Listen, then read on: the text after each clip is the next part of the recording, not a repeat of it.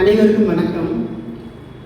சௌராஷ்டிராவை தாய்மொழியாக கொண்டு தமிழ் மொழியின் மூலம் கல்வி பயின்று ஆங்கில மொழி வழியில் தேர்வெழுதி ஹிந்தி மொழி வழியில் பணியாற்றி கொண்டிருக்கும் நான் பாரதியின் மொழி உணர்வு என்று பேச வந்துள்ளேன்.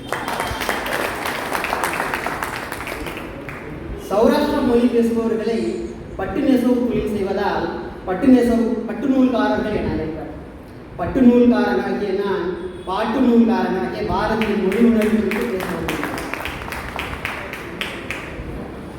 தொழில் தர்மம் என்று சொல்வார்கள். அதனால் அதிலிருந்தே நான் ஒரு உதாரணம் சொல்ல விரும்புகிறேன். ஆடையில் நேரிலை ஊடு இலை என்று இரண்டு வகை உண்டு. நேரிலை வெளியில் தெரியாது, ஆனால் ஊடு இலை தெரியக்கூடாது. பாரதியின் மொழி உணர்வு நேரிலை போல எல்லா பாடல்களிலும் ஊடுருவி உள்ளது. பாரதியை பற்றி சொல்ல வேண்டும் என்று சொன்னால், பல முதல் இருந்தும் வியாபாரம் செய்யாதவன் பாரதி. பல முதல் இருந்தும் வியாபாரம் செய்யாதவன், பழந்தமிழ் இலக்கியத்தை கொள்முதல் செய்தவன், நாட்டார் மரபை இலக்கியமாக்கிய முதல்வன், முதல் சிறுகதை எழுத்தாளன், முதல் கேலிச்சித்திரம் வரைந்தவன், இப்படி பல வியாபாரம் செய்யாதவன் பாரதி. கவிதையை காசாக்கிய வேளையில் கல்லாதவர்களாய் லேசாக்கியவன். அவன் கவிதையின் மதிப்பு தமிழ் ஏட்டுக்கு தெரிந்ததை விட நன்றாய் தெரிந்தது. அதனால் நோட்டுக்கு அடமானம் பெற்றான். அவன் செட்டி என கவி அவன் பகர்ந்த போதும் அவன் கவிதையை மீட்டதென்னவோ ஒரு செட்டியார்தான். இந்த செய்தி நன்றி உணர்வு என்பது குறித்து நடுவர் அவர்கள் சொன்னதால் இந்த செய்தியை நான் சொல்ல விழைகிறேன். பாரதியாருடைய கவிதைகள் அவருடைய கடைசி காலத்திலே அவர் இறந்த பிறகு அவருடைய மனைவி செல்லம்மாளால் ஒரு சேட்டினிடம் அடமானம் வைக்கப்பட்டது. ஏடிஎம் மெய்யப்ப செட்டியார் அவர்கள் ஒரு திரைப்படத்திலே பாரதியினுடைய பாடலை பயன்படுத்த வேண்டும் என்று விரும்பி அதனுடைய உரிமை யாரிடம் இருக்கிறது என்பதை தேடி கண்டுபிடிக்கும் போது அந்த சேட்டினிடம் இருப்பது அவருக்கு தெரிய வந்தது. அதனால் படம் வெளியான பிறகு அந்த பாடலை பயன்படுத்தினால் காப்பிரைட் பிரச்சனை வரும் என்பதற்காக அவரிடம் சென்று அந்த பாடலை மீட்டு கொண்டு வருகிறார். அதனால்தான் நான் இந்த வரி எழுதுகிறேன். பண்டம் இருப்பவன் செட்டி என கவியவன் பகிர்ந்த போதும் அவன் கவிதையை மீட்டதென்னவோ ஒரு செட்டியார் தான். மயில் வாகனனான இவன் எழுதியது குயில் பாட்டு. அவருடைய இயற்பெயர் சுப்பிரமணிய பாரதி. மாமனுக்காய் பாடிய மக்கள் மனம் கவர் மாமனுக்காய் பாடிய பாட்டு மக்கள் மனம் கவர் கண்ணன் பாட்டு. அவன் படித்தது மறைநூல்கள், அவன் எழுதியது மறையா நூல்கள். இரண்டு செய்திகள் மாத்திரம் கொஞ்சம் என்னுடைய மனதுக்கு நெருடலாக இருக்கக்கூடிய செய்திகளை மாத்திரம் சொல்லி, ஐயா அவர்கள் முதலிலே சொன்னார்கள் நடுவுநிலைமையோடு இருக்க வேண்டும் என்பது. எனவே இந்த இரண்டு செய்திகளை மாத்திரம் நான் சொல்லி நாட்டுப்பற்று என்பதற்கும் சமூக சிந்தனை என்பதற்கும் எதிரான ஒரு சில கருத்துக்களை சொல்லி என்னுடைய உரையை நான் நிறைவு செய்கிறேன். இந்த செய்திகள் ஆவணப்படுத்தப்பட்டவை, நான் கற்பனை செய்து சொல்லவில்லை. கால வரிசைப்படுத்தப்பட்ட பாரதி படைப்புகள் என்று சொல்லி சி.வி. விஸ்வநாதன் ஐயர் ஒரு நூலை எழுதியிருக்கிறார். அந்த நூலிலும் இது பதியப்பட்டிருக்கிறது. அதற்கு பிறகு பாரதியாரின் கடிதங்கள் என்று சொல்லி ரா. பத்மநாபன் அவர்கள் ஒரு நூல் எழுதியிருக்கிறார்கள். அந்த நூலிலும் இந்த செய்தியானது பதியப்பட்டிருக்கிறது. புதுவையிலிருந்து முதலில் பேசிய சகோதரி பிரவீனா சேகர் அவர்கள் சொன்னார்கள், தமிழகத்திலிருந்து அவர் புதுவைக்கு சென்று வனவாசம் இருந்தார் என்று. ஆனால் புதுவையிலிருந்து அவர் மீண்டும் தமிழகம் திரும்பிய போது நடந்தது என்ன என்று கேட்டால், புதுவையில் இருந்து தமிழகம் வந்தபோது கடலூரில் கைது செய்து சிறையில் அடைக்கப்பட்டார். சிறையில் இருந்தபோது தன்னை விடுவிக்க கோரி ஆங்கிலேய அரசுக்கு மன்னிப்பு கடிதம் எழுதினார். மூன்று நிபந்தனைகளின் பேரில் விடுதலை செய்யப்படுகிறார். அதில் ஒன்று, ஆங்கில அரசை எதிர்த்து எழுத மாட்டேன் என்பது. நாட்டுப்பற்று என்று சொல்லக்கூடியவர்கள் அவருடைய நாட்டுப்பற்று இந்த மாதிரி இருந்தது என்பதையும் மனதில் கொண்டு பேச வேண்டும் என்று கேட்டுக்கொள்கிறேன். அதனால்தான் சகோதரி அவர்கள் சொன்னார்கள், அவர் எழுதியதை வைத்து சில விஷயங்கள் நாம் சொல்லலாம், எழுதாததை வைத்தும் சில விஷயங்கள் சொல்லலாம். அவர் தாலாட்டு பாடல் பாடவில்லை, திருப்பள்ளி எழுச்சி பாடினார் என்று சொன்னார். அதே போல் நானும் சொல்கிறேன், 1919 நடந்த ஜாலியன் வாலாபாக் படுகொலைகளை பற்றி அவர் எதுவும் எழுதவில்லை. 1920 இறந்த பாலகங்காதர திலகரை பற்றி இரங்கப்பா எழுதாதவர், அதே ஆண்டில் இறந்த ஓவியர் ரவிவர்மாவை பற்றியும் சுப்பராம தீட்சிதை பற்றியும் இரங்கப்பாக்கள் எழுதியிருக்கிறார். எனவே அவருடைய நாட்டுப்பற்று என்பதிலே இருக்கக்கூடிய நெருடலான ஒரு விஷயம் என்று சொன்னால் இதுதான். அதற்கு அடுத்தபடியாக சமூக சிந்தனை என்பதிலே பெண் விடுதலை என்ற கருத்து வருகிறது. பெண் விடுதலை குறித்து அவருக்கு ஆரம்ப காலத்திலே ஒரு தெளிவற்ற சிந்தனை இருந்தது. அவர் சக்கரவர்த்தினி என்று பெண்களுக்காக ஒரு இதழை ஆரம்பித்து நடத்தி வருகிறார். அப்படி நடத்தி வருகிற பொழுது அவர் என்ன செய்கிறார் என்று கேட்டால், புத்தர் ராஜ்யத்தை துறந்த விஷயம், விவேகானந்தர் சன்னியாசம் பெற்ற விஷயம், இந்த விஷயங்களை எல்லாம் எழுதி கொண்டே செல்கிறார். அப்படி எழுதி கொண்டே செல்கின்ற பொழுது ஒரு வாசகி ஒரு கடிதம் எழுதுகிறார். என்ன கடிதம் எழுதுகிறார் என்று சொன்னால், பெண்களின் அபிவிருத்திக்கான பத்திரிகை என்று நீங்கள் போட்டுவிட்டு, புத்தர் சன்னியாசம் போனது, விவேகானந்தர் சன்னியாசம் வாங்கியது, புத்தர் அரசாங்கத்தை போனது என்று எழுதுகிறீர்களே, இதனால் பெண்களின் அபிவிருத்தி என்ன ஏற்படுகிறது என்று கேட்டார். எனவே இது சமூக சிந்தனையில், குறிப்பாக பெண் விடுதலையில் பாரதியாருக்கு ஆரம்ப காலத்தில் இருந்த ஒரு தெளிவின்மையை காட்டுவதாக அமைகிறது. அதற்கு அடுத்தபடியாக பார்த்தீர்கள் என்று சொன்னால், விக்கிபீடியா என்கிற இணையதளத்தில் இருக்கக்கூடிய செய்தி இது. அம்பை என்கின்ற எழுத்தாளர் இந்து என்கிற பத்திரிகையில் ஒரு கட்டுரை எழுதியிருக்கிறார். அந்த கட்டுரை என்ன சொல்கிறார் கேட்டால், பெண் வெறுப்பு என்ற நீண்டதொரு படலம் என்று அந்த கட்டுரையினுடைய தலைப்பு. அதிலே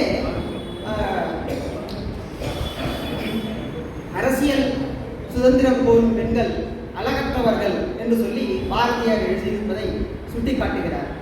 இந்த இலக்கிய நோக்கர்களை பொறுத்தவரையில் பெண்ணின் எழுத்தும் செயல்பாடும் ஒரு மனநோயின் கூறுகள். இத்தகைய சிந்தனை சமீபத்தில் ஏற்பட்டதல்ல. சக்கரவர்த்தினி பத்திரிகையில் பாரதியார் 1906 பெண்கள் அரசியல் உரிமை கோருவதை பற்றி எழுதும்போது, இத்தகைய உரிமைகளை கோரும் பெண்கள் அழகற்றவர்கள், திருமணமாகாதவர்கள் என்று குறிப்பிடுகிறார். எனவே இந்த செய்தியையும் அவருடைய பெண் விடுதலை பற்றிய செய்தியிலே நாம் சற்று நெருடலான செய்தியாக எடுக்கப்படுகிறது. ஆனால் அவருடைய மொழி உணர்வு என்பது ஆரம்ப காலத்திலிருந்தும் கடைசி காலம் வரைக்கும் ஒரே நேர்கோட்டில் பயணித்தது. எப்படி என்று கேட்டால், முதலாவதாக அவருக்கு மொழி பேசும் கிடையாது. நம்முடைய மொழி உயர்ந்தது, ஆனால் மற்ற மொழி தாழ்ந்தது என்று பொருள் அல்ல. நம்முடைய மொழியில் சிறப்பானதாக இருந்தால் அதை மற்ற மொழிக்கு மொழிபெயர்க்க வேண்டும், மற்ற மொழியில் சிறப்பானதாக இருந்தால் அது நம்முடைய மொழிக்கு கொண்டு வர வேண்டும் என்ற கருத்துடையவர் என்று கூறி வாய்ப்புக்கு நன்றி கூறி அமைக்கிறேன். சில கேள்விகளை எல்லாம் கேட்டார்கள். அவை எல்லாவற்றுக்கும் கூட பதில் இருக்கிறது. ஆனால் அதற்கு உள்ளே போனால் நேரம் ரொம்ப போய்விடுமோ என்கிற ஒரு அச்சம் எனக்கு இருக்கிறது. ஒன்றை மட்டும் சொல்லுகிறேன். சில காலங்களுக்கு பின்னால் மரணித்து போன பெரியவர்களை பற்றி பேசுகிற போது, அன்றைக்கு இருந்த காலச்சூழல்களை மனத்தில் கொண்டு சில செய்திகள் வெளிவந்திருக்கலாம், சில செய்திகள் வெளிவராமல் இருக்கலாம், சில செய்திகள் நமக்கு தெரியாமல் இருக்கலாம். ஆனால் அவர்களை அடித்து கீழே தள்ளுவதைப் போல எந்த கருத்தையும் பட்டிமன்றத்துக்காக கூட பேசக்கூடாது என்பது முருகனிடம் நான் பணிந்து கேட்கிறேன். முருகன் என்னுடைய இனிமையான நண்பர், அவருடைய பண்பு நலன் நான் நிறைய அறிந்தது. ஆனால் நீங்கள் இதை வேடிக்கையாக கேள்விப்பட்டிருக்கீங்களா? இந்த கற்பில் சிறந்தவர் கண்ணகியா மாதவியான்னு பட்டிமன்றம் நடக்கும். கண்ணகி அணியை சேர்ந்தவங்களாம் கண்ணகிக்கு கற்பு இருக்குங்கிறத விட்டுட்டு மாதவிக்கு கற்பு இல்லைன்னு பேசினாங்க. மாதவியை சேர்ந்தவங்கெல்லாம் கண்ணகி யோக்கியமான கற்பு இல்லைன்னு பேசினாங்க. கேட்டவங்க 2 பேருமே ஒரு மாதிரி தான் போல இருக்குன்னு முடிவு பண்ணிட்டு போயிட்டாங்க. அப்படி ஆகிவிடக்கூடாது. அப்படி இல்லை. அதற்கு விட அதை பார்க்கலாம். நான் தீர்ப்பிலே நேரம் இருந்தால் நான் அதற்குள்ளே வருகிறேன். இப்போது நான் அடுத்த பேச்சாளர் என்ன இருக்கிறது என்றால், தமிழகத்திலே, தாய் தமிழகத்திலே இருந்து புலம்பெயர்ந்து வாழக்கூடிய இடத்தில் புறச்சூழல்கள் வெவ்வேறாக இருக்கக்கூடிய ஒரு நிலையில், வெவ்வேறு கலாச்சாரங்களுக்கு இடையில் தமிழ் மொழியினுடைய பற்றை குறைக்காமல் பாரதியில் இவ்வளவு ஆழந்தால் பட்டு பேசக்கூடிய பேச்சாளர்களை நாம் மகிழ்ந்து பாராட்டுவோம். எந்த காலத்திலும் உங்களுடைய ஆர்வத்தை, தமிழ் ஆர்வத்தை குறைத்துக் கொள்ளாதீர்கள். நன்றாக தமிழை படியுங்கள். வாய்ப்பிருக்கிற இடங்களிலே தூய தமிழில் மேடைகளில் பேசுங்கள். அதுதான் தமிழுக்கு நாம் செய்யக்கூடிய தொண்டாக அமையும். மணி 8:50 போது என் மணிக்கூரில் எவ்வளவு நேரம் பேசினா நீங்கள் இருப்பீங்கன்னு எனக்கு தெரியல. 9:15 வரையில் பேசலாமா? இருப்பீங்களா? யாரு வக்கீலா ப்ராக்டிஸ் பண்ண ஒருத்தர் ஜட்ஜியாக போனார். ஒரு 10 நாள் ஜட்ஜியாக இருந்துட்டு ராஜினாமா பண்ணிட்டு மறுபடியும் வக்கீலாவே வந்துட்டார். எல்லாம் காரணம் கேட்டாங்க. அவர் சொன்னார், it is better to speak nonsense than to hear it அப்படின்னு. பேசுறது, கேட்கறது ஒரு தண்டனை. சரியா? சிறைச்சாலையில் கைதிகளுக்கெல்லாம் மோட்டிவேஷனல் டாக் கொடுத்த ஒரு பேச்சாளரை கூப்பிட்டுருந்தாங்க. சிறப்பாக ஏற்பாடு பண்ணாங்க. ஆனால் கைதிகள் யாருமே வரமாட்டேன்ட்டாங்க பேச்சு கேட்க. ஏன்னு காரணம் கேட்டாங்க. கைதிகள் சொன்னாங்க, ஒரு குற்றத்துக்கு 2 தண்டனை இருக்க முடியாது, நாங்கள் ஒரு தண்டனை அனுபவித்துக் கொண்டிருக்கிறோம் அப்படின்னு சொன்னாங்க. அதனால நேரத்தை பார்த்துக் கொள்ளலாம். ஒருவேளை பாரதி என்னையும் இழுத்து உங்களையும் இழுத்து கொண்டு வந்தால் நேரத்துக்கு 9:15 வந்து வைத்துக் கொள்ளலாம், முடித்து விடுகிறேன். பாரதி ரொம்ப அழகா எல்லாருமே பேசினீங்க. பாரதி வந்து நம்ம உயிர்ல கலந்தவர். அவரோட மொழி பற்று, அவருடைய நாட்டு பற்று, சமுதாய சிந்தனை ரொம்ப வியத்தது. பாரதின்னு ஒரு சினிமா வந்து பாருங்க, அதுல ஒரு வரி மறக்க முடியாம இருக்கும். எங்கேயோ இருந்து ஒரு மாணிக்கம் இந்த குப்பையில வந்து விழுந்துருச்சு அப்படின்னு பாரதியை பற்றி ஒருத்தர் கமெண்ட் சொல்லுவார். அது எப்படி அவன் வாழ்ந்தாங்கிறது ரொம்ப வியப்பு தான். செல்லம்மா பாரதி அவங்க சொல்லி அதெல்லாம் அவங்க எழுதலை, அவங்க பல இடங்களில் சொல்லி ஒரு புத்தகம் வந்திருக்கு, என் கணவர். அதில் ஒரு செய்தி எழுதுறாங்க. பாரதியார் எப்படிப்பட்டவன்னு தெரிய பார்ப்பேன். நாகர்கோயிலுக்கு ஒரு திருமணத்துக்காக போயிருக்காங்க. பக்கத்தில் திருவனந்தபுரம், அங்கே மிருகக்காட்சி சாலை இருக்கு. அந்த மிருகக்காட்சி சாலையை சுற்றி பார்த்துட்டு வரலான்னு குடும்பத்தோட போயிருக்காங்க. பாரதி மட்டும் என்ன பண்ணியிருக்கா, எல்லாரும் வேடிக்கை. அது வந்து ஓப்பன் ஜூ திருவனந்தபுரத்தில். அப்படியே மிருகங்கள் கூண்டுக்குள்ள கொஞ்சம் வெளியே சுற்று. அந்த காவலாளியை கூப்பிட்டு குரங்கு கிட்ட போனால் கூட அந்த குரங்கு கொஞ்சம் கிட்ட கூப்பிடு அப்படின்னு கூப்பிட வச்சு அந்த குரங்கு தலையை தடவுறது, மான் தலையை தடவுறது, கரடி தலையை தடவுறது, இப்படி பண்ணிகிட்டே வந்தவன் சிங்கம் இருந்த கூட்டுக்கிட்ட வந்திருக்காங்க. அப்போ ஏற்கனவே அந்த காவலாளி சொல்லிட்டான், அம்மா மற்ற மிருகம் மாதிரி சிங்கம் கிடையாது, அதை போய் ஒரு தலையிலே தடவ போறாரு, பிரச்சனை ஆயிடும்னு அந்த காவலாளி சொல்லியிருக்கான்.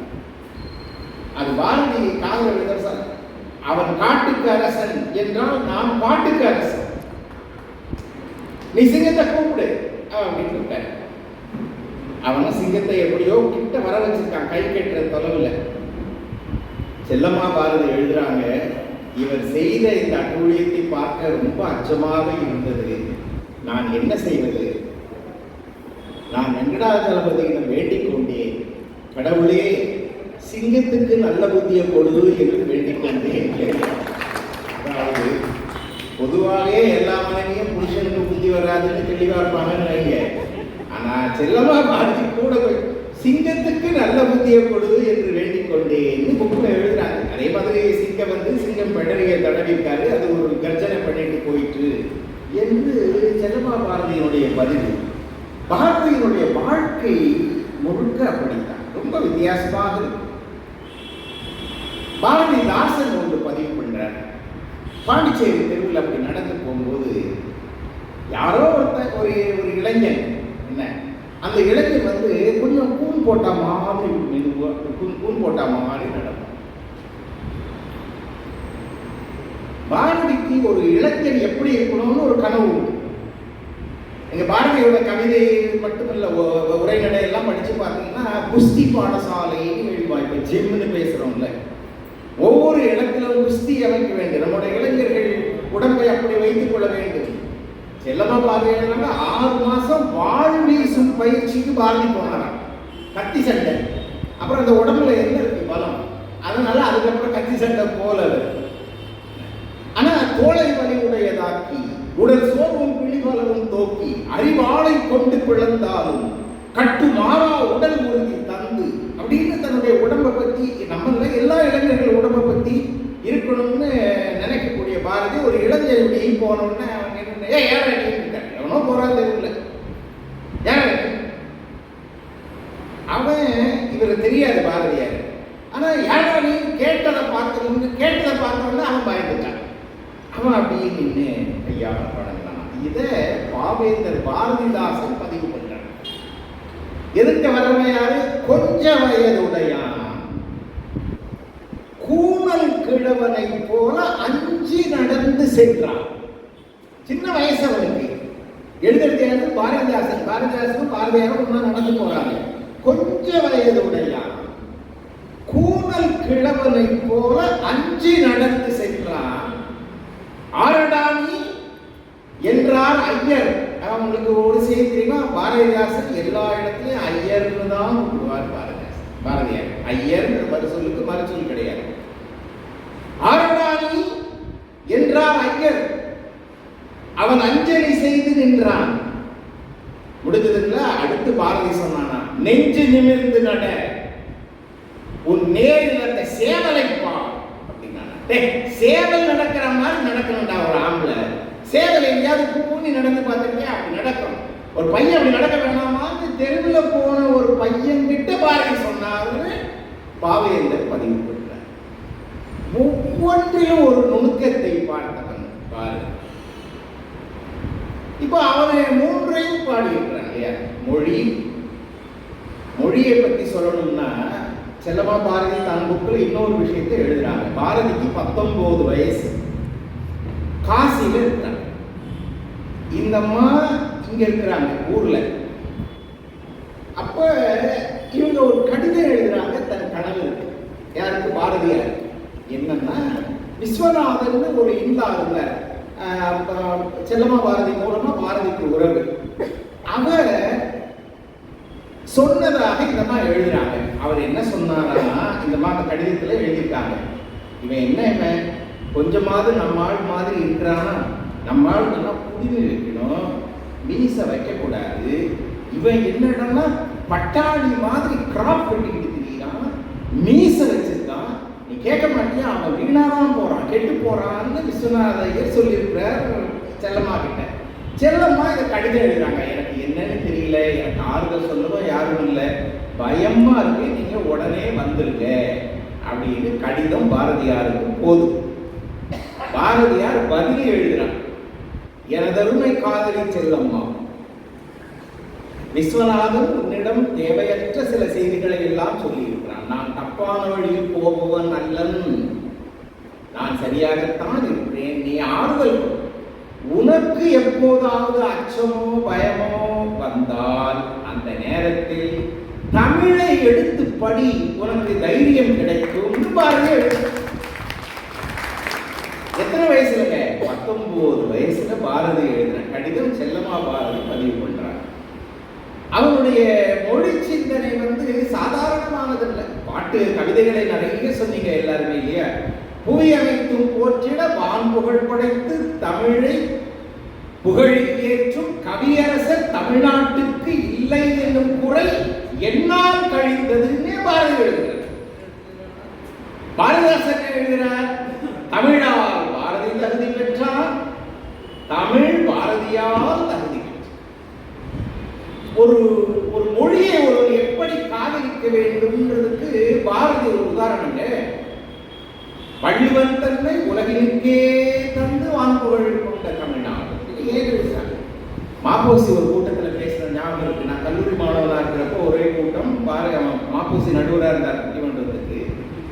தமிழன் திருக்குறளை ஃபாலோ பண்றது இல்லை, வள்ளுவன் சொன்னபடி நடக்கிறது இல்லைன்னு சொல்றாங்க. அதுக்கு தமிழனுடைய நல்ல குணம் தான் காரணம்னு யாரு? மாப்போசி. ஏன்னா கொடுத்த எதையுமே தமிழை வாங்கினது கிடையாது. வள்ளுவன் தன்னை உலகினுக்கே கொடுத்துட்டான், இனிமேல் நமக்கு தேவையில்லை. மாப்போசி வேடிக்கையா சொன்னார். பாரதி எழுதினார், வள்ளுவன் தன்னை உலகினுக்கே தன். கல்வி சிறந்த தமிழ்நாடுங்கிறதுக்கு கம்பன் பிறந்த தமிழ்நாடு. தமிழ்தாய் சொல்வதாக எழுதினானே, என்ன எழுதினான்? இன்றொரு சொல்லினை கேட்டே, சொல்லத்தகாதவன் சொன்னான். என்ன சொன்னான்? மெல்ல தமிழ் இவை சாகும். இது சில பேர் பாரதி சொன்னான்னு சொல்லுவாங்க. இது பாரதி சொன்னதல்ல, பாரதி தமிழ்தாய் சொன்னதாக எழுதி கொண்டு போகிறார். அந்த மேற்கு மொழிகள் புதுமை செய்வோக்கும் என்று அந்த பேரை உரைத்தான். இந்த வசை எனக்கு எதிரலாமோ, சென்றிடுவீர் எட்டு திக்கும் கலை செல்வங்கள் யாவும் குணத்திற்கு சேர்ப்பீர்னு பாரதி பாடினது. அப்போ யார் இந்த மொழிகளிலே ஏன் சொல்றோம், அவனுக்கு அத்தனை மொழி தெரியும் இல்லையா? எனக்கு தெரிஞ்ச மொழிகளிலேயே தமிழ் மாதிரி வேற கிடையாது. சரி, உனக்கு எத்தனை மொழி தெரியும்னா தமிழ் மட்டும்தான் தெரியும்னா அந்த பெருமை ஒன்றும் இல்லை. பாரதி அநேக மொழிகளை தெரிந்து கொண்டார். அந்த தமிழ்ல எழுத முடியாம இருந்தா அவன் தவிச்ச தவிப்பு நேரம் ஓடிக்கிட்டே இருக்கு. ஒரே ஒரு செய்தியை சொல்லிட்டு நான் நாட்டுப்பற்றுக்கு வரேன்.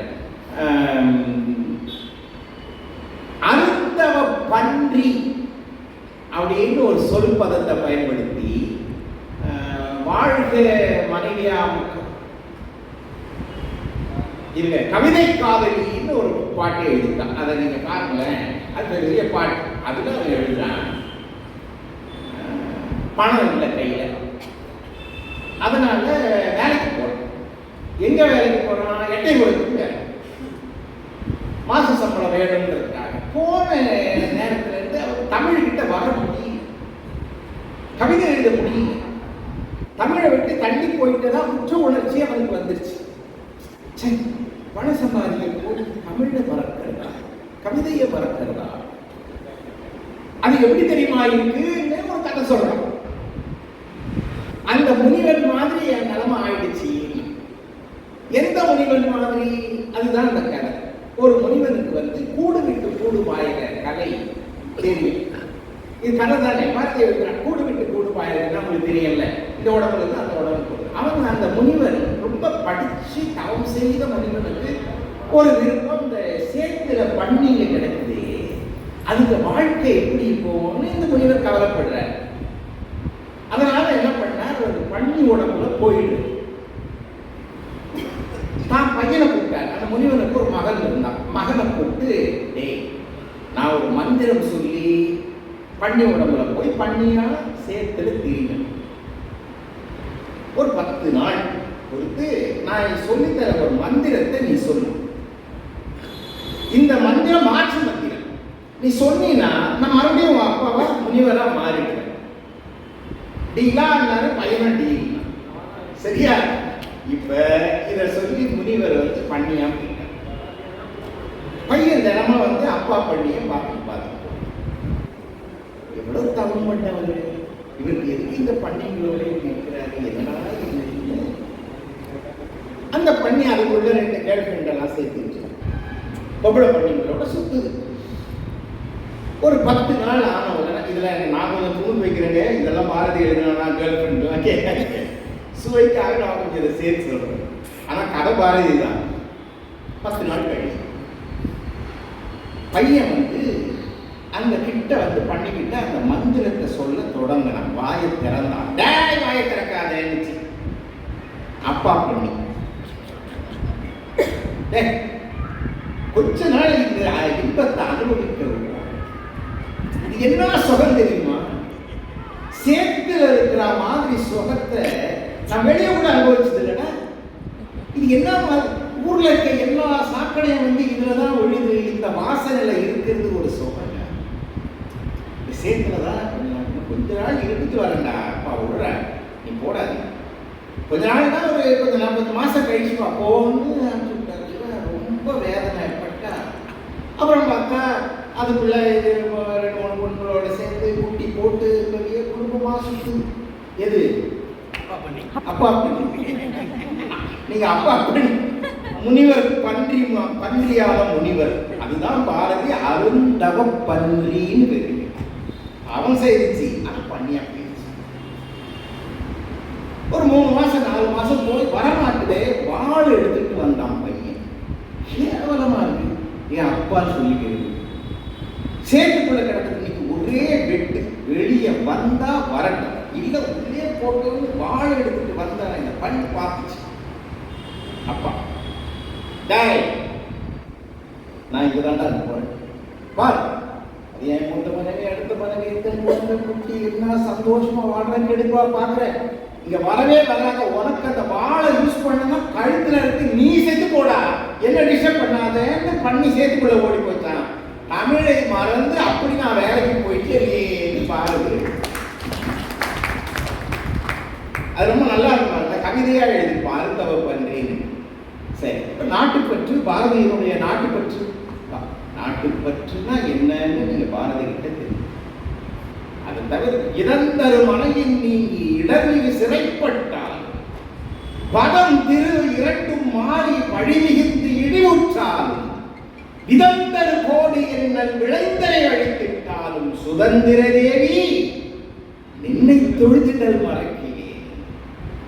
அவன் மனத்திலே அதுக்கு வேறு ஒன்றுமில்லை. இன்னைக்கு கூட கப்பலோட்டி தமிழில் வந்த என்று தடியின் இந்த சுதந்திரதாகம் பாட்டை கேட்டா மனசு உருதானங்களே செய்யுது. என்று தடியும் எங்கள் சுதந்திர தாகம் என்று மடியும் எங்கள் அடிமையின் மோகம். அடிமைத்தனத்திலேயே மோகம் வந்துருச்சு. பண்ணி எப்படி சேர்த்து ரசிச்சோ அப்படி அடிமையா இருக்கிறதுலயே மோகம் வந்தவனை என்ன பண்றது? 1000 வருடம் ஓய்ந்து கிடந்த பின்னர் வாராது போல வந்த மாமணியை தோற்போமோ அப்படின்னு எழுதினாங்க. அவருடைய பாடல்கள்ல இருந்ததெல்லாம் நீங்க மிக குறிப்பா பாரதியுடைய நாட்டு பற்ற பார்க்கணும்னா பாஞ்சாலி சபதத்துக்குள்ள அப்படி கொஞ்சம் போயிட்டு வரணும். சூதாடுறாங்க. தருமன் ஒண்ணுனா வச்சு எழுந்துட்டு இருக்கான். பாரதி எழுதுறான், ஆடிழந்து விட்டான் தருமன், ஆடிழந்து விட்டான். மாடிழந்து விட்டான் தருமன், மந்தை மந்தையாக ஆடிழந்து விட்டான். ஆடிழந்து விட்டான். வீடு இழந்த சகுனி பின்னும் சொல்லுகின்றான், நாடு இழக்கவில்லை தருமா நாட்டை வைத்திடுன்றான். நாட்டை வச்சு விளையாடு அப்படின்னு சொல்லு. நாட்டை வச்சு விளையாடுறான் பாரதி. அதுக்கு சொல்ற பாருங்க, கோயில் பூசை செய்வோர் சிலையை கொண்டு விற்றல் போல். கோயில பூஜை செய்ய வச்சிருக்க பூஜாரி சிலையை திருடி விற்கலாம். பாரதி ஒரு தீர்க்க தரிசனத்தோடு எழுதினானா நடந்த விஷயத்தை எழுதினான்னு தெரியல. அவன் என்ன சொல்றான், உன் வேலை பூஜை செய்ய வேண்டியதானே. நீ ராஜான்னா அந்த நாட்டுக்கு தேவையான தொண்டு செய். நீ எப்படி நாட்டை வச்சு இழப்ப? பூஜை செய்யறவன் சிலையை தெரிவிக்கிற மாதிரி இல்லாது. கோயில் பூசை செய்வோம் சிலையை கொண்டு விற்றல் போலும். வாயில் காத்து நிற்போம் வீட்டை வைத்து இழத்தல் போலும். சென்னைக்கு போறீங்க, ஒரு மாசம் வீட்டை பார்த்துக்கலான்னு ஒரு செக்யூரிட்டி கொடுத்துட்டு போறீங்க. செக்யூரிட்டி அதை அடமாக வச்சு லோன் வாங்கிட்டானா என்ன பண்ணுவீங்க? வாயில் காத்து நிற்போம் வீட்டை வைத்து இழத்தல் போலும். ஆயிரங்களான நீதி அவை உணர்ந்த தருமன் கேயம் வைத்து இழந்தான். சிறிய செய்கை செய்தான். நாட்டை வச்சு இழப்பீங்களாடா யாராவது நீங்க? பாரதி பொங்கக்கூடிய இடங்களுக்கு ஏன் காந்தியடிகளை பாராடினா, வாழ்விலேயம்மா இவையத்து நாட்டிலெல்லாம் தாழ்வுற்று வறுமை நீங்கி விடுதலை தவறி கெட்டு வாழ்வுற்று நின்றதாமோ பாரத தேசம் தன்னை வாழ்விக்க வந்த மகாத்மா. பாவுசி செய்த போட்டாங்க பாருங்க, வேளாளர் சிறை புகுந்தாமா அப்படின்னு அதுக்கு எழுதினார். மீண்டும் வருவான், தமிழகத்தினுடைய மன்னனாக வருவான் பாவுசி என்று எழுதினார். நாட்டிலே நடக்கிற எல்லா செய்திகளிலும் பாரதியினுடைய சிந்தனை இல்லாமல் இருந்ததில்லை. எனக்கு முருகன் அவர்கள் கேட்ட சில கேள்விகள் மனத்திலே குறுக்கி வந்து ஓடத்தான் செய்கிறார். வேறு ஒரு செய்தி சொல்வார்கள். அந்த அவரை யார் பாரதின்னு அந்த கேட்டுக்கொண்டு வந்தப்போ பாரதி திருவல்லிக்கேணியிலே இருந்த பத்திரிகை அலுவலகத்திலே இருந்து வெளியேறிவிட்டார். இதெல்லாம் செய்திகள். நான் என்ன சொல்லுகிறேன், சில செய்திகள் அப்படியே நாம் படிக்கலாம், சில செய்திகளில் புனைவுகள் இருக்கலாம். புனைவுகள் இருக்கா இல்லையான்னு தெரியாம நம்ம ஆதாரமா பேசக்கூடாது. நான் ஒரு செய்தியை சொல்கிறேன் உங்களுக்கு, புனைவுகளில் இருக்கக்கூடிய சிக்கலை. ராஜராஜ சோழன் நமக்கு எல்லாம் தெரியும். ராஜராஜ சோழனுடைய அண்ணன் கரிகால சோழன். அவன் பேர் என்ன? மூணு பேரு. ஆதித்த கரிகாலன். ஆதித்த கரிகாலன் கொல்லப்பட்டான். அவன் கொல்லப்பட்டது உண்மை. நீங்கள் தமிழகத்திலே பாண்டிச்சேரியிலே இருந்து வந்தால் விழுப்புரம் வழியாக மயிலம் வரக்கூடிய வழியிலே திருவக்கரைன்னு ஒரு ஊர் இருக்கு. அந்த திருவக்கரையினுடைய கோயிலை கட்டியது செம்பியன் மாதேவி சிவன் கோயில். செம்பியன் மாதேவி கட்டிய கோயிலே அந்த ஒரு பகுதியிலே இன்னும் அந்த கோயிலை வைத்திருக்கிறார்கள். அந்த கோயிலுக்கு ஆதித்த கரிகாலன் இருக்கிறார். இதெல்லாம் வரலாறு, சரியா? ஆனால் பொன்னியின் செல்வன் சினிமா வந்தது எல்லாம் வரலாறா? உங்களுக்கு எத்தனை பேருக்கு தெரியும் தெரியல. தெரியாதவங்க புதிய செய்தியாக தெரிந்து கொள்ளுங்கள். கல்லூரி பருவத்திலே விழுந்து விழுந்து பொன்னியின் செல்வனுடைய கதையை நான் படித்ததற்கு காரணம் நந்தினி என்கிற ஒரு பாத்திரம், ஆழ்வார்க்கடியான் என்கிற பாத்திரம். அந்த இரண்டு பாத்திரங்களையும் செதுக்கி செதுக்கி எழுதியிருப்பார் நூலாசிரியர் கல்கி. அந்த காலத்து இளைஞர்கள் நந்தினியை நினைத்து பைத்தியமாக இருந்தார்கள். எப்படி என்றால், ஒரு பெண் எப்படி இருக்க முடியுமா? எப்படி இருக்கிறார்கள்? எழுத்தாளர் தெரியும் உங்களுக்கு. உடையார்னு அவர் ஒரு நூல் எழுதியிருக்கிறார், 6 பாகம். அந்த உடையார் நூலை படித்து பாருங்கள். பொன்னியின் செல்வனை படித்தார். ஆதித்த கரிகாலனை கொன்றது யார் என்பதற்கு கல்வெட்டுகள் இருக்கின்றன. பாண்டிய நாட்டு ஆபத்துதவிகள் காட்டுகிறார்களே படத்திலே, அது உண்மை. 4 பேர் அவங்க பெயரோடு இருக்கிறது. அவர்கள் எல்லாம் பாண்டிய நாட்டு பிராமண வீரர்கள். அவர்கள் தான் ஆதித்த கரிகாலனை கொன்றார்கள். அதையும் பதிவு செய்திருக்கிறார் பாலகுமாரன் உடையார் என்கிற நாவல். நீங்க கொஞ்சம் பொன்னியின் செல்வனுக்கு வாங்க, சினிமாவும் எடுத்துட்டாங்க. எத்தனை பேருக்கு தெரியும் நந்தினி என்கிற ஒரு பாத்திரமே கிடையாது. நந்தினி ஒரு கற்பனை பாத்திரம், ஆழ்வார்க்கடியான் ஒரு கற்பனை பாத்திரம். ஆதித்த கரிகாலனுடைய கொலை ஏதோ நந்தினி கொன்றாளா, பெரிய பழுவேட்டரை கொண்டாரா, ஆதித்த கரிகாலனை தற்கொலை பண்ணிட்டானான்னு கன்ஃபியூஸ் பண்ணி முடிச்சுட்டாங்களே தவிர இந்த பாண்டிய நாட்டு ஒற்றர்கள் இருக்கிற மாதிரி தெளிவான காட்சி அமைப்பு இல்லையே. இப்போ நான் என்ன கேட்கிறேன், இந்த விஷயத்தை இப்போ நான் சொல்றேன், நீங்க கேட்குறீங்க. எத்தனை பேர் இருக்கிறீங்க? இன்னும் 100 வருஷம் 200 வருஷம் போச்சுன்னா நந்தினி ஒருவேளை ராஜராஜ சோழன் மீது அன்பு கொண்டு இருப்பாள் அப்படின்னு ஏதாவது ஒருத்தன் சொல்லுவான்.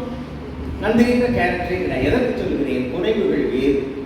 ஆனால் ஒரு மனிதனுடைய வாழ்க்கையிலே அவன் செய்த சாதனைகளை பேசும்போது, அதுவும் 100 ஆண்டு கடந்து பேசுகிற போது நல்ல செய்திகளை எடுத்துக்கொண்டு பேசுவது சிறப்பு.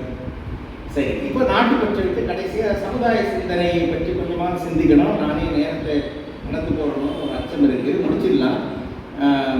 சமுதாய சிந்தனையாக பாரதி என்ன செய்யும்? அந்த அணியினுடைய தலைவர் வெங்கட்ராமன் ரொம்ப அழகான கருத்துக்களை எல்லாம் எடுத்து சொன்னார். ரொம்ப அழகான கருத்து.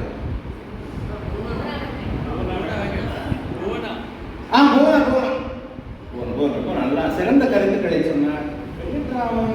மொழி உணர்வு என்கிற பேசும்போதும் அவர் இந்த நான் சொல்ல போகிற இடங்களை எல்லாம் சுட்டு காட்டினார். இப்போ நீங்க சமுதாய சிந்தனையில விஷயம் என்ன என்றால், நீங்க பெண் விடுதலைக்காக பாடியதெல்லாம் மொழிக்காகத்தான். மொழி உணர்விலே முதல்ல தொடங்கினாங்க. சரியா? உங்களுக்கு தெரியுமா, முருகன் கூட தொட்டு காமிச்சாரு பெண் விடுதலை பற்றி அவருக்கு கொஞ்சம் தெளிவில்லாத சிந்தனை இருந்தது.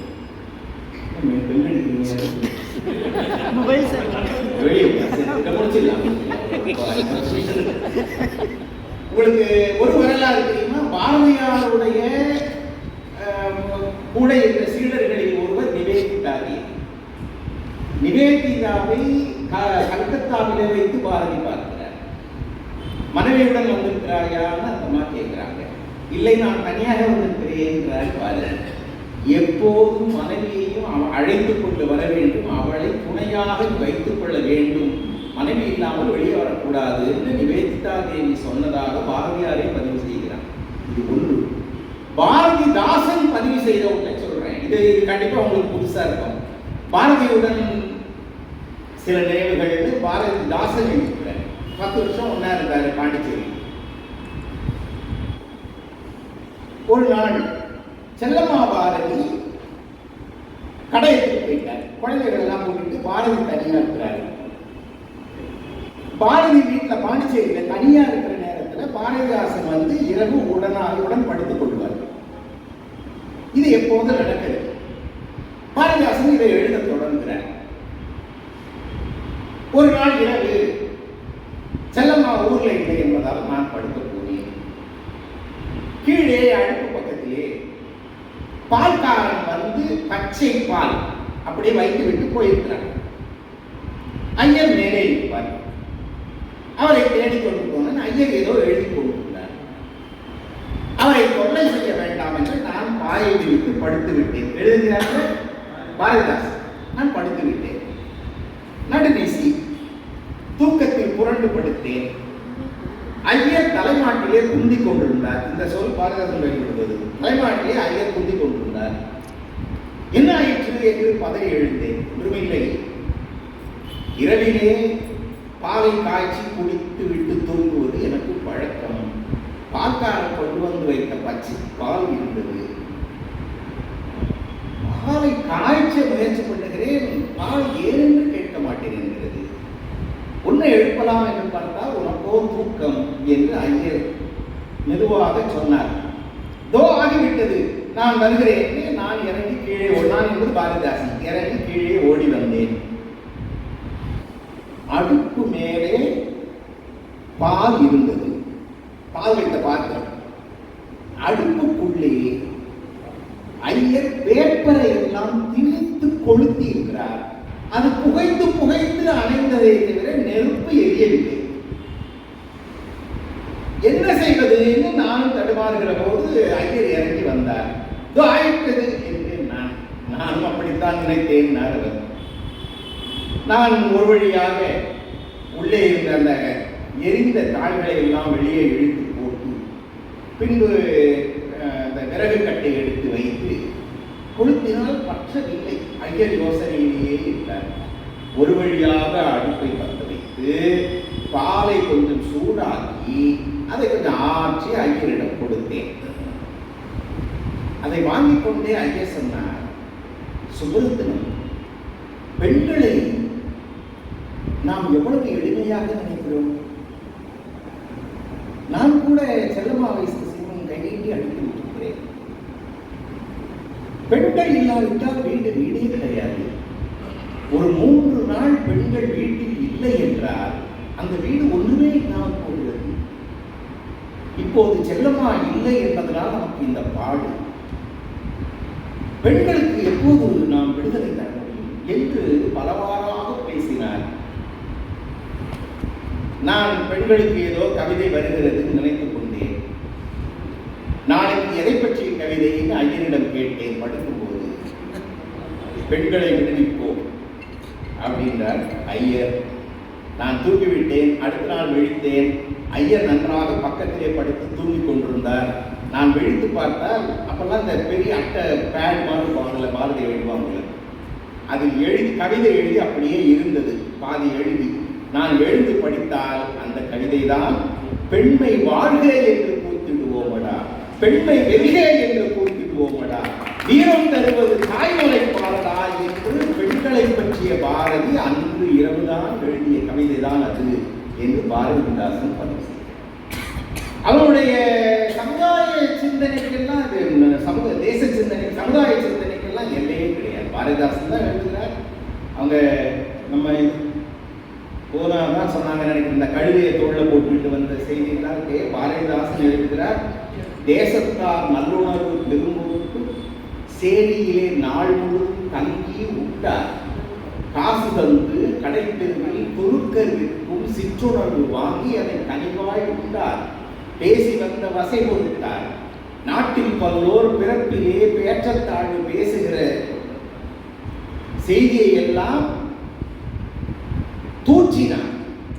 இங்கு இவற்றால் வறுமை என்றார்.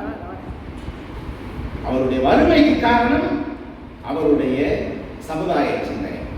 புதிய ஆத்திச்சூடி பற்றி சொன்னது யாரு?